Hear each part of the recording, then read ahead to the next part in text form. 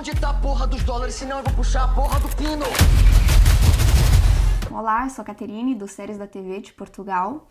Eu gostaria de começar com você, Felipe. Na primeira temporada, a gente vê que ocorre um pequeno salto temporal ali na década de 70 e já começamos a ver mais do Vitor interpretado pelo Flávio, dando até meio que entender que talvez a história do Vitor jovem já teria sido contada, já teria sido concluída, mas pronto, não é o que acontece.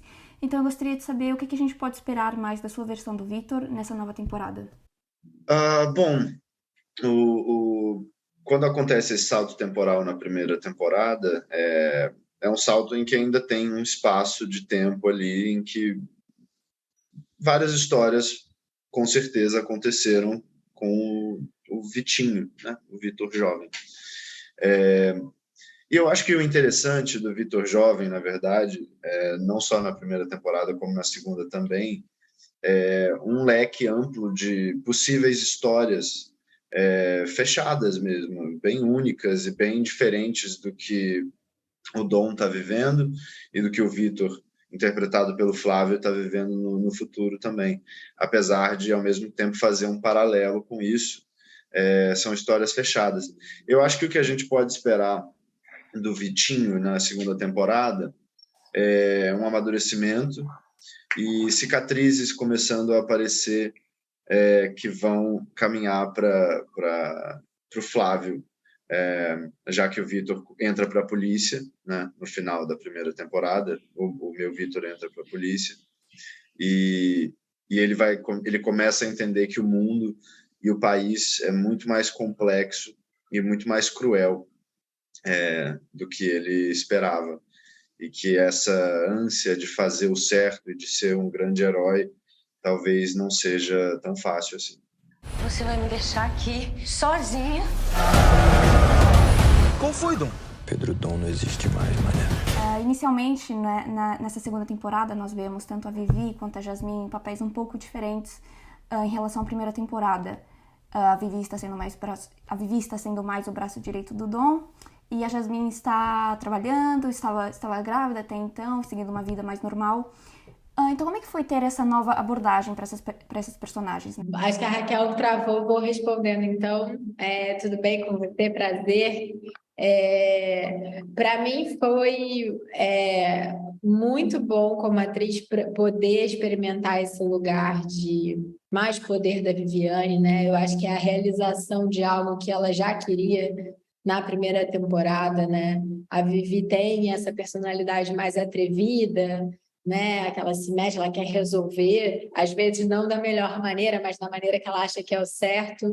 Então, ela ocupar esse lugar, ganhar essa confiança dele é maravilhoso, é tudo que ela desejava. Só que perder também esse lugar vai doer muito mais. Então, é realmente uma montanha-russa essa segunda temporada para minha personagem, e me colocou em contato com uma Vivi mais vulnerável, assim, eu tive que ela humanizou mais, assim, porque foram novas circunstâncias, então ela sentiu o baque, eu acho. Vai levar tudo? Isso. Mete o pé. Vai acabar sozinho.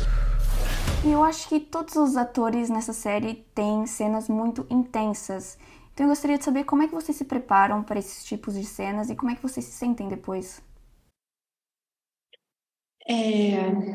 Bom, processo de preparação para uma cena tem um processo de construção da personagem primeiro, né, que é um processo longo, subjetivo, e depois cada cena eu pelo menos busco entender o que minha personagem está querendo ali, né? O que aquela cena vai contribuir para ela, né? Ou afastar ela do que ela quer, né? Quem são as pessoas que estão ali? Qual é a minha relação com aquelas pessoas? O que elas representam para mim? E as cenas mais tensas, né? E aí não tem como não lembrar das cenas de assalto e das cenas de droga, né? As cenas de droga, por exemplo, de assalto também, né? São cenas que eu vou buscar inspiração na imaginação e em filmes, documentários, e tentar fazer essa ponte com a minha experiência, que é longe dessa que ela tem. Mas, assim, aonde que eu, Isabela, encontro a adrenalina que a Viviane encontra na cocaína, né? Eu sou uma pessoa que eu gosto muito de fazer esporte, eu faço muito esporte radical, já fiz muita coisa, já saltei de paraquedas, não sei o quê. Então, tem um lugar ali da adrenalina que é ali que eu falo, nossa, é esse sentimento de pular do precipício, sabe? É isso que ela busca o tempo todo. Acho que é isso. E a Jasmine, ela, nessa temporada, acho que no início ela não partilha de tantas adrenalinas quanto a Vivi, mas como é que também é pra você, Raquel, se preparar para essas cenas? Eu acho que talvez é a adrenalina ou ainda... Eu não sei o hormônio exatamente que a gravidez solta. Tem um hormônio bem específico, né? Que ela acaba tendo que lidar com isso. Mas vai para um lugar bem mais dramático, né? De história. E eu acho que eu tenho processos diferentes de lidar, né? Tem um processo de estudo, que aí, enfim, de ler, de ver coisas, de conversas. Tem o processo também muito da repetição, assim, de repetir a cena muitas vezes, de fazer ela muitas vezes antes, né? Antes do set, até ir conseguindo entender certas pequenezas que só depois de você fazer bastante, às vezes, você consegue entender. E aí, depois também tem um processo que ele é um dos mais importantes, que é a troca no set, né? Que é também muito que o outro ator ou atriz vai te dar, assim. E esse conjunto, como está sendo filmado, né? Como que esse set se coloca, né? Quem está dirigindo. Então, são camadas de processo para até o Assange, assim. Você não pode ficar vindo aqui, não. Me ajuda.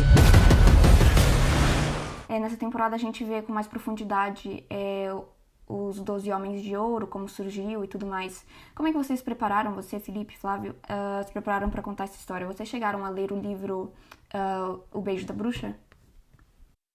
Sim, sim, foi uma fonte muito importante para a gente, né? Não só para a gente, como para os roteiristas. Tá aqui, Breno. inclusive. Ó, e sim, tudo que está contado lá, né? Grande parte do que está contado é o que virou esses passados que são contados na série. Então, foi muito importante, não só isso, como uma pesquisa histórica mesmo, né? Esses Homens de Ouro, eles foram muito, muito falados na época. Eles realmente chegaram com uma fama grande de que viriam para acabar com o crime ou diminuir o crime organizado no Rio de Janeiro, e de fato isso não aconteceu, até que se revelaram como um grande esquadrão também que era um desfavor. E isso gerou, né, uma origem até para o que aconteceu e que está instalado hoje no Rio de Janeiro, que são as milícias. Então, acho que é basicamente isso. A gente teve esse trabalho anterior, e aí isso possibilitou que a gente contasse, e eu chegando ali no Felipe nesse passado, que ele começa no momento ainda de muita crença nesse momento de político e social, de que ele vai conseguir lutar contra esse crime, contra o tráfico, e ele me passa o bastão em algum momento dessa história, e agora na segunda temporada eu pude contar muito mais próximo dessa linha do tempo do que o Felipe conta lá no passado, desse Vitor que saiu dos Homens de Ouro, né? Tá saindo, já tem uma desilusão, mas começa ainda tem algumas crenças, ainda não tem as cicatrizes, como o Felipe falou, que vão chegar lá na frente, no momento que o Pedro já é nascido e já é um dependente químico. Pai de um monstro. Jovem que tinha tudo. Pedro se perdeu, pai. Eu tô falando de você. E a gente sabe que a terceira temporada já foi confirmada e está sendo gravada nesse momento. Eu sei que ainda é muito cedo para perguntar sobre isso, mas o que você poderia me contar um pouquinho sobre essa terceira temporada?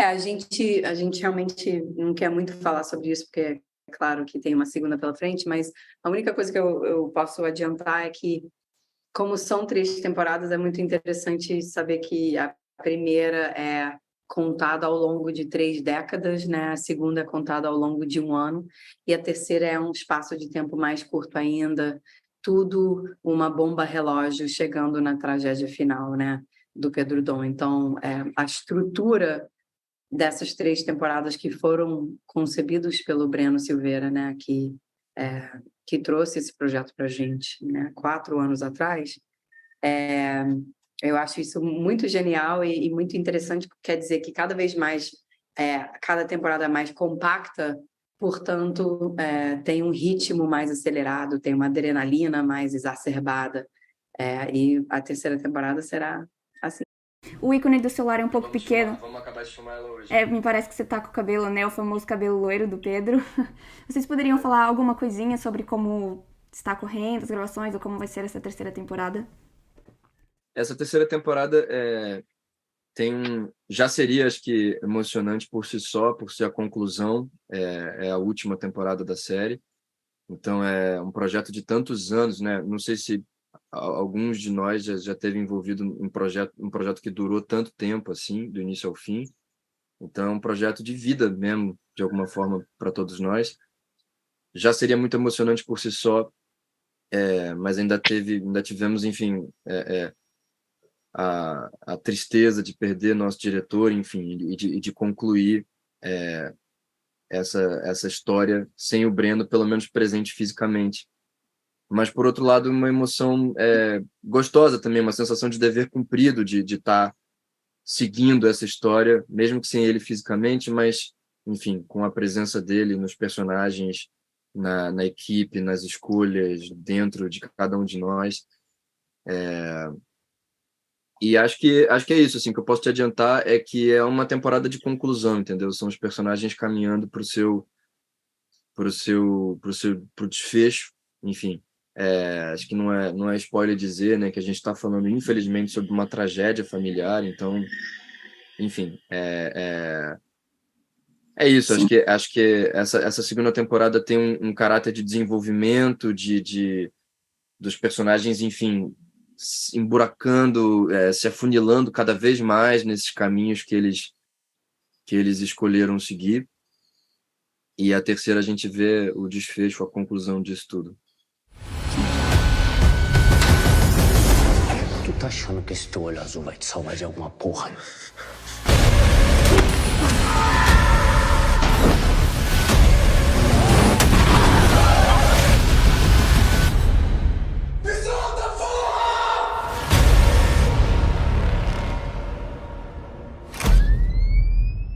Isso é um monstro.